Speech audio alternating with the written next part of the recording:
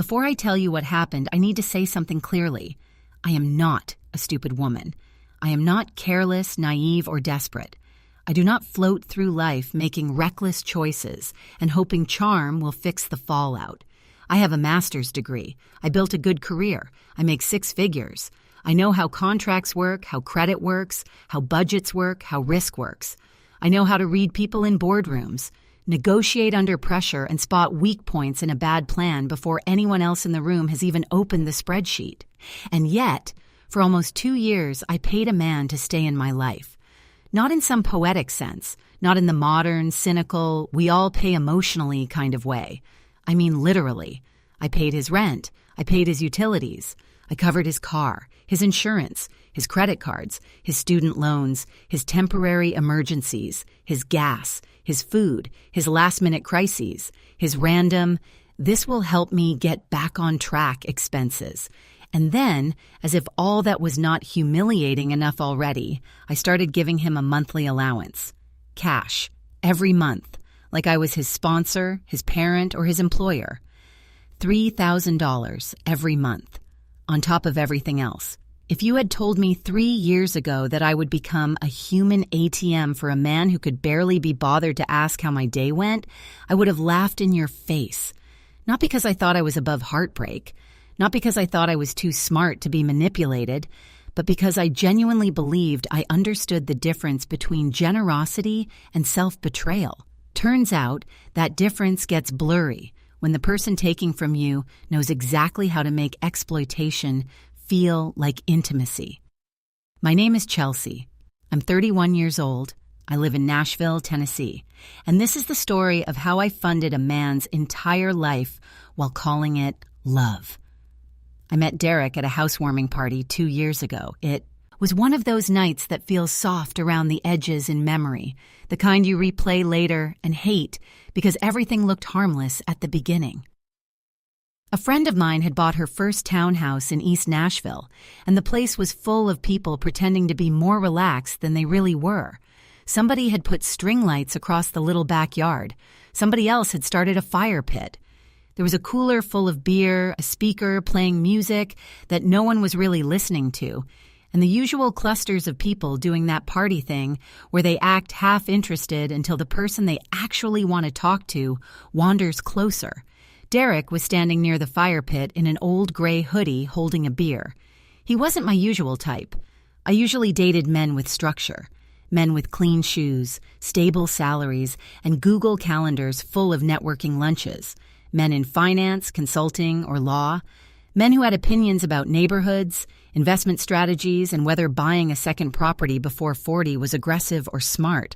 I was used to ambition looking polished. Derek looked easy. That was the first thing I noticed. Not lazy, not careless, just easy. Like life sat differently on him than it did on the rest of us. He smiled quickly. He listened with his full face.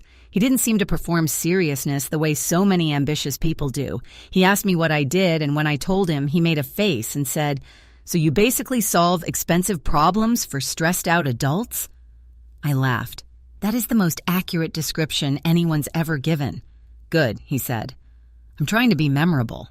He was. We stood there for 3 hours. We talked about travel, terrible coffee, childhood pets, favorite movies, art, weird family stories, restaurants in town, and why pineapple on pizza should probably be legally regulated. He was funny in that low-effort way that makes you feel chosen when he gives you his attention. He remembered details. He circled back to things I said. He made me laugh hard enough that my stomach hurt. At some point, I realized I had not checked my phone in over an hour, which was unusual for me, and I remember thinking that maybe this was what it felt like when attraction arrived without calculation. When he asked for my number, I gave it to him without hesitation. The first few months were good. That is the most dangerous kind of beginning. Not dramatic, not overwhelming, just good enough to lower your guard in exactly the wrong places. Derek knew how to feel attentive. He brought breakfast tacos to my apartment once when I mentioned I had a brutal week ahead. He made me a photo album after our first month together, just printed snapshots in a simple black book with little notes under each one. One picture of me laughing had the caption, "You were winning this argument and enjoying it too much." Another, from a dive bar, said, "You hate beer, but you stayed anyway." He remembered the name of my first dog, the fact that I like cedar and vanilla candles, the exact way I take my coffee, the song I always skip when it comes on in public, even though I secretly love it. He paid attention. At least, that is what I thought at the time. Now I know there's a difference between attention and study. One comes from affection. The other can come from appetite. At the beginning, his money problems did not feel like red flags. They felt like context. He was a photographer. Artists are often unstable financially, I told myself. That was part of the package. He did portrait sessions, engagement shows, OTS, occasional weddings, and freelance content when he could get it. He talked about building his portfolio, expanding into branding work, maybe doing gallery submissions someday. He had talent. I really believe that. The problem was never that he lacked talent. The problem was that he treated talent like it should exempt him from ordinary responsibility. But early on, I did not see it that way. So when I paid for dinner more often than he did, I told myself it was temporary. When I bought the concert tickets because he was waiting on a payment, I told myself I had the money, so why make it weird? When I covered Ubers because he wanted to save for a camera lens, it even felt kind of romantic, like I was supporting an artist, not enabling a grown man's refusal to stabilize his own life. That is how it starts. Not with one giant act of self-betrayal, with 100 tiny rationalizations that each look generous on their own. 6 months into the relationship, Derek lost his main photography gig. The studio he worked for shut down. He told me one night while we were sitting on my couch eating Thai food out of containers. "It's temporary," he said. "I've got a couple things in motion. I just need a little help until I get back on my feet." He looked embarrassed, vulnerable, human. That matters, because people always imagine exploitation comes from obvious monsters. It usually doesn't. It often comes from people who know how to look injured at exactly the right moment. "How much help?" I asked.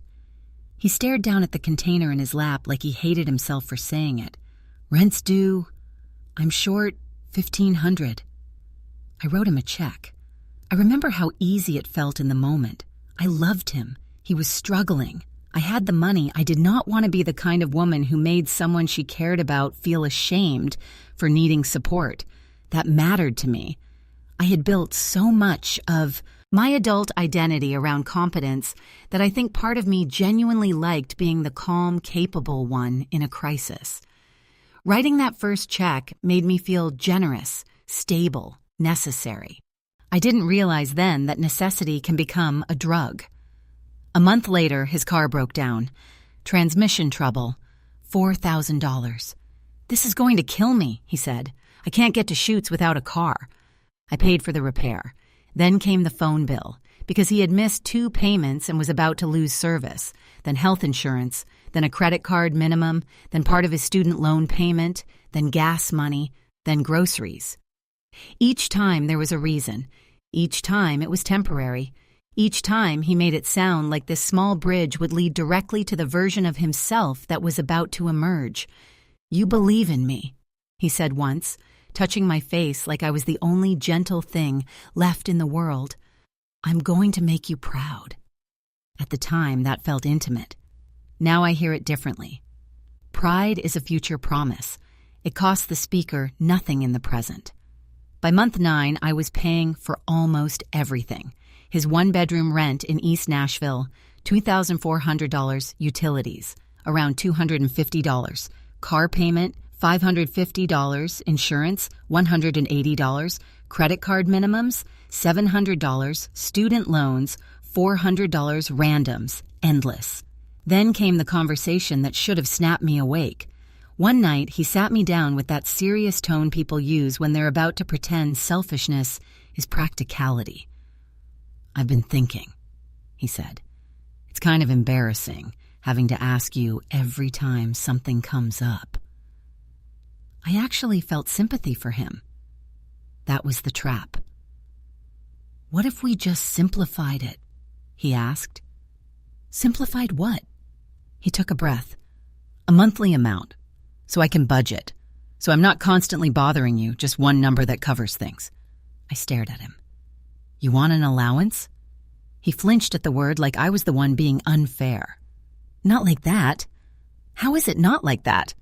I'm just trying to make this easier, less awkward, more structured. He had done the math, of course. Food, living expenses. That phrase still makes me sick. Living expenses, as if life had merely happened to him and my role was to keep it funded. He landed on $3,000 a month. $3,000, on top of the bills I was already covering. I still remember the exact feeling in my chest at that moment. Something between shock and shame, mixed with the familiar instinct to understand. I knew it was absurd. I knew it. But knowledge is not always stronger than hope when hope has been dressed as partnership. Derek, I said, that's over $5,000 a month total. I know, he said, but you make really good money. And this is an investment in us, in my work. When I get where I'm going to take care of you the way you've taken care of me. There it was, the future, the promised return, the fantasy that generosity now would become devotion later. I said yes. I wish there were a more dignified way to phrase that part, but there isn't. I said yes. For the next 8 months, I paid him $3,000 every single month, first of the month, like payroll, Venmo, Zelle, transfers. There were moments I actually typed allowance in the memo line because some bitter part of me needed at least one honest word in the transaction. And here's the part that still burns when I look back. He never thanked me, not once in a real way. No grounded gratitude, no emotional reckoning with the scale of what I was doing, no visible discomfort, no humility, no seriousness. Just this smooth, entitled ease, as if my money had become part of the weather. He would spend it on new camera gear, designer sneakers, fancy dinners with gallery connections, drinks with friends, networking events, brunches. A leather camera bag he absolutely did not need. A jacket, he said, made him feel more established. Meanwhile, I was working 60-hour weeks. I was tired all the time, the kind of tired that sinks under your skin and makes every small inconvenience feel personal. I was carrying my career, my apartment, my emotional life, and his entire financial existence. I started noticing things I hadn't wanted to notice before. How easily he received, how rarely he offered, how quickly every conversation about money somehow ended with me feeling guilty for bringing it up.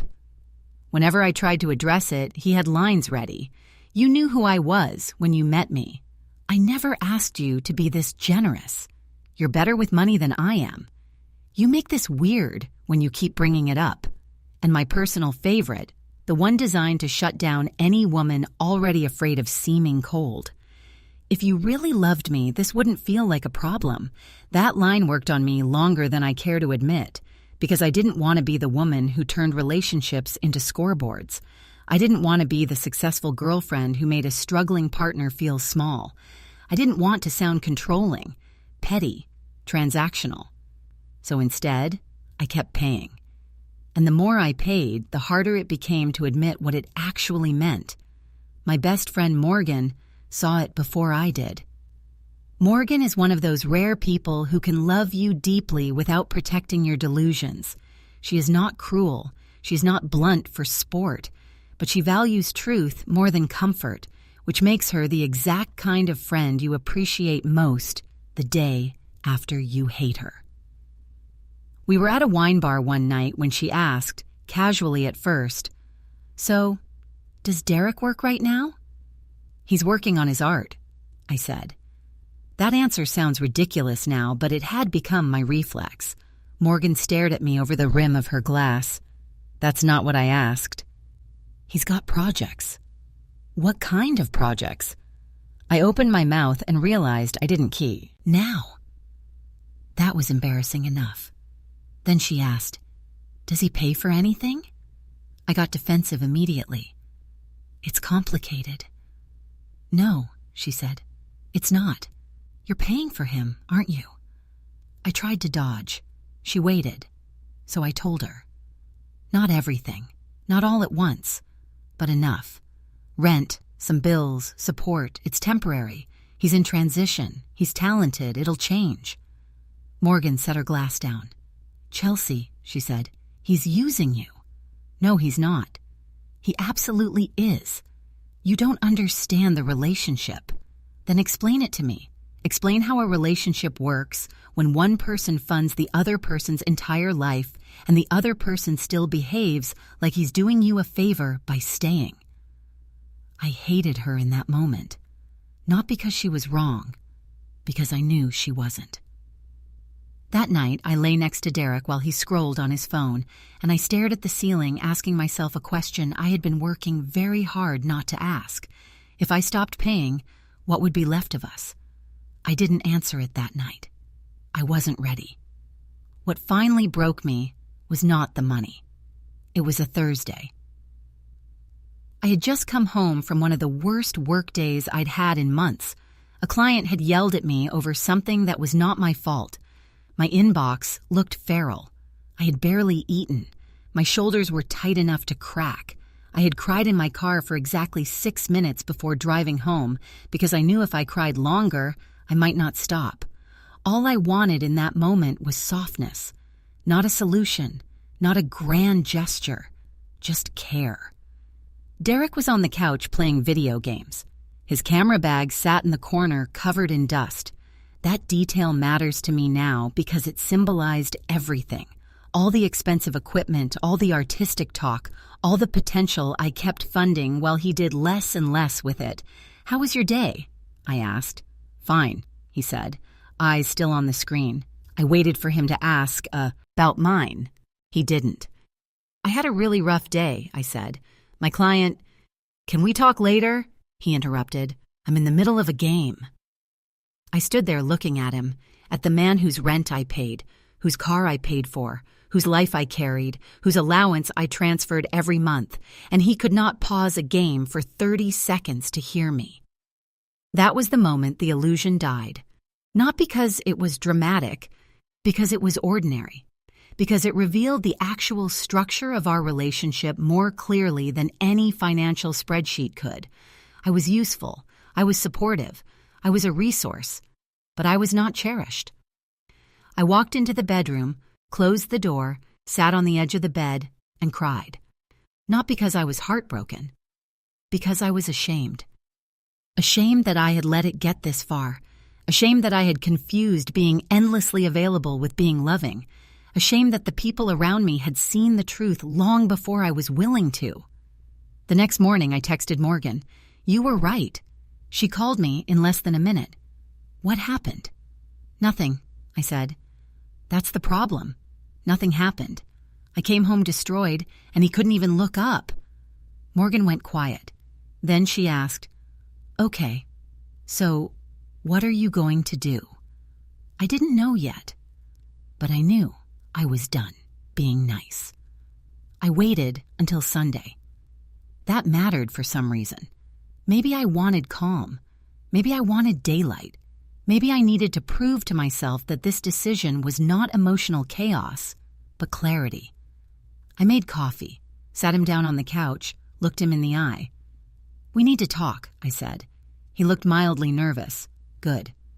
I'm not paying your bills anymore. There was a long silence. What? I'm done. Rent, utilities, car, credit cards, allowance, all of it, starting today. He blinked hard, like his brain had temporarily lost access to the language. You can't just do that. I can, and I am. What is this illy about? I laughed, not happily. You think there's one thing? You're being unfair. Unfair? I said. I have paid for almost your entire life for nearly 2 years. I never asked you to do all that. You literally asked me for an allowance. That was different. How? He couldn't answer. Because it wasn't different. It was exactly what it sounded like. So what now? He asked. You want me to move out? I want you to get a job. His face changed. Any job, I told him. I didn't care if it was a camera shop, coffee shop, restaurant, retail, delivery, anything.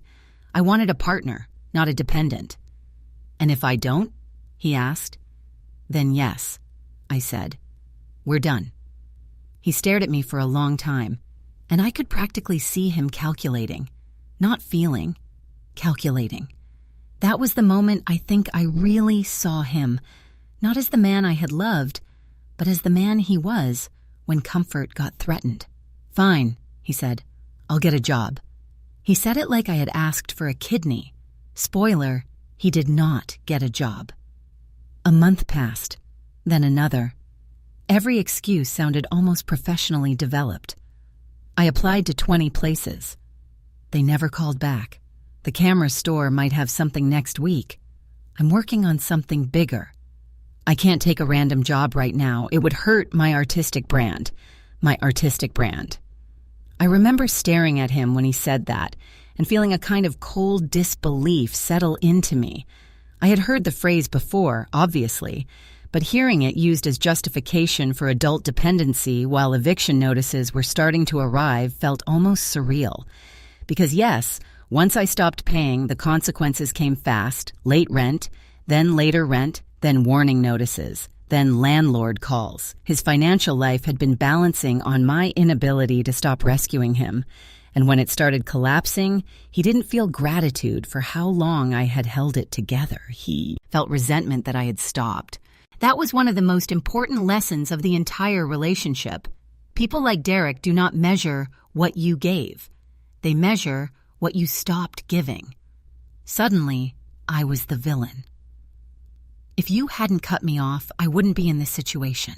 You're ruining my credit. I can't focus because I'm so stressed. My career is stalled because you pulled support. This is a really ugly side of you. I listened to all of it with increasing clarity. He genuinely believed I had harmed him by stopping. That is what entitlement does. It rewrites generosity as obligation.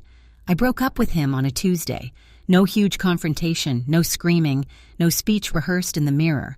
I had no energy left for drama. I put the few things he'd accumulated at my apartment into a cardboard box and drove to his place. He opened the door, looked at the box, and frowned. "What's this?" "We're done." He blinked. "Because of money?" "No," I said. "Because you never once made me feel like I mattered outside of what I could do for you." He stared. "The money was a symptom," I said. "The real problem is that you don't love me. You love what I pay for. You love comfort. You love support. You love being funded. But me? As a person? As a partner? No." He didn't deny it. That silence told me everything. Instead, after a moment, he asked, "So what am I supposed to do now?" That question was the final insult. Even at the end, he was still looking at me like logistics were my department. "I don't know, Derek," I said. "Figure it out." Then I left. He texted me 23 times that night. Then came the calls, 15 the next day, then voicemails. "I'm sorry. I didn't mean it like that. You're the best thing that ever happened to me. Can we please talk? I miss you. I love you." I did not answer. Because by then, I knew something I hadn't known before. Someone can miss access to you without actually missing you. A week later, the messages stopped. A month later, I heard he had moved back in with his mother in Birmingham, and when I heard that, I felt two things at once: a little sadness and a massive, overwhelming, almost holy sense of relief. It has been 6 months since I walked away. In those 6 months, I've done a lot of thinking, a lot of therapy, a lot of replaying and re-understanding. I kept asking myself the question everyone asks after a relationship like that: how did I let this happen? The answer turned out to be more uncomfortable than I expected. I wasn't just paying for Derek. I was paying for a story about myself. The generous woman, the successful woman, the understanding partner, the one who could love someone through a hard season and be rewarded for her loyalty later, the one who could fix, rescue, build, sustain, the one whose love was valuable because it could carry so much. That story fed my ego in ways I didn't want to admit, because if I was the one giving, I never had to risk being the one needing. If I was the stable one, I could stay in control. If I was the generous one, I could keep pretending my exhaustion was noble instead of self-erasure. That was hard to face, but it was also freeing, because once I understood that, I stopped making Derek the sole villain in a story that also involved my own blind spots.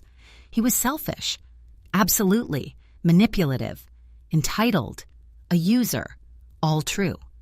But I also had to face the part of me that kept calling exploitation support, because being needed made me feel emotionally safer than being known. Therapy helped me understand that. So did distance. So did peace. A few months after the breakup, I finally added up how much money I had spent on him. I had avoided doing the math because I knew it would make me sick. It did. The number was staggering. Down payment money, retirement money, freedom money. I stared at that total for a long time.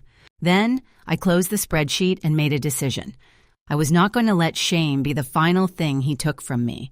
That mattered, because shame keeps women trapped long after the relationship ends. It tells you that because you tolerated too much, you deserve the embarrassment forever. It keeps you identified with the worst version of your own choices. I refused that. I made bad decisions. I ignored red flags. I overgave.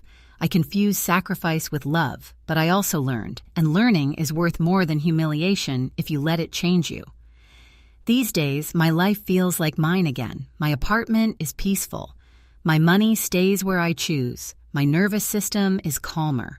I no longer brace for the first of the month. I no longer measure affection against invoices, and I've started seeing someone else. He has his own job, his own apartment, his own car. He pays for coffee sometimes, not because I can't, but because he wants to. He texts to ask how my day went and then actually listens to the answer. He thinks about me when I'm not in the room. That sounds so small. It isn't. When you've been in a relationship where you were treated like infrastructure, ordinary consideration feels almost radical. A few months ago, Derek called me from a new number. I answered before I knew it was him. "Hey," he said. "It's me." I said nothing. "I just wanted to see how you're doing." "I'm doing great, Derek." There was a pause. Then, "That's good. That's really good. Listen, I'm back in Nashville. I've changed. I'm working now, at a camera shop. I was thinking maybe we could get coffee sometime and talk." "No." He sounded startled. "No?" "You didn't change," I said. "You ran out of options. There's a difference." "That's not fair." I almost laughed.